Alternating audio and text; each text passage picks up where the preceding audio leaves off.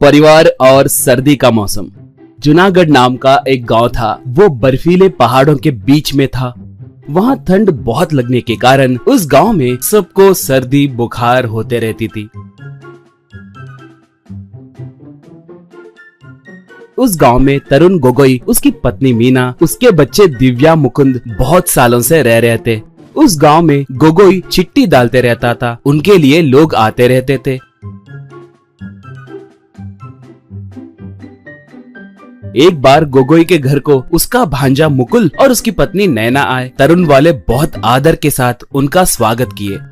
उसके बाद तरुण अपने पत्नी को बगल में ले जाकर, देखो ये बहुत बड़ा सरफिरा आदमी है, इसे स्वच्छता का पागलपन है और उसकी अभी नई नई शादी हुई ना, इसे हर चीज साफ सुथरा रखना पसंद है। अगर घर जरा सा भी साफ नहीं हो तो चुप नहीं रहेगा, बहुत बड़ा झगड़ा करेगा, इससे संभल के रहना, कहा मीना। तब इतने दिन मैंने गौर नहीं किया, इसे ही पागलपंती कहते हैं क्या? बोली तरुण। नहीं नहीं, देखो ये हॉस्टल में बड़ा हुआ इसलिए ऐसा है, वैसे भी हमें जब भी जरूरत पड़े तब मेरी दीदी पैसे देती रहती है ना, इसलिए 2 दिन ये कुछ भी गलत बात कहे तो भी बर्दाश्त करो, गलत मत मानना, कहा। तो मीना ठीक है कहकर चली गई और वो जाकर सारे सामान बहुत साफ रखने लगी।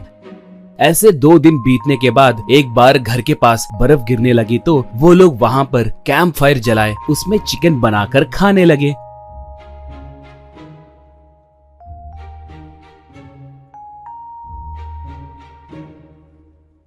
तरुण वाले मुकुंद को बहुत बुलाए तो भी वो नहीं आया और उसके पत्नी को भी बाहर आने नहीं दिया। अगले दिन घर में सबको सर्दी हुई। बस इससे मुकुल एकदम से डर गया और वो अपने कमरे से बाहर नहीं आया। वो तरुण वालों को गाली देने लगा।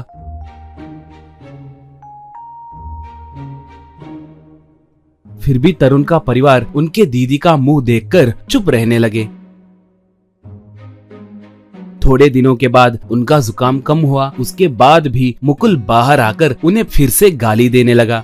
थोड़ी देर के बाद चिट्ठी की बोली रहने के कारण उनके घर को लोग आए।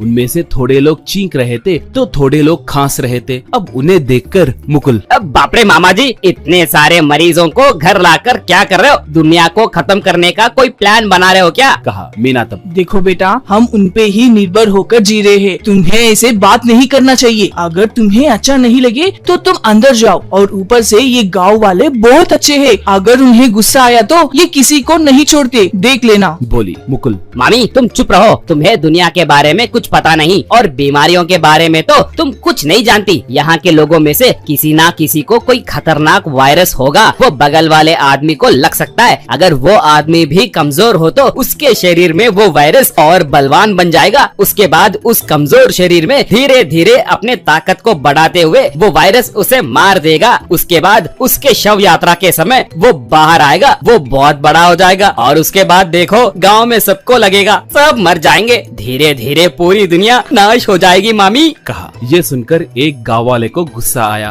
ये कौन है रे? पागल के जैसे बात कर रहा है, सब अपशकुन बातें कर रहा है। सिर्फ जुकाम के लिए तुम इतना ड्रामा क्यों कर रहे हो? तुम्हें स्वच्छता की कोई बीमारी है क्या? कहा। तो उसके बगल में खड़ा एक आदमी, भाई मैं इसकी गालियाँ आए दिन सुन रहा हूँ भाई, हमारे बेचारे गोगोई को ये टॉर्चर कर रहा है, इनके परिवार को बहुत गाली दे रहा है। सब आइए इसे सर्दी क्या है दिखाते हैं, कहकर सब मिलकर मुकुल को पकड़कर उसे एक पानी की टंकी में डुबो कर उठाए।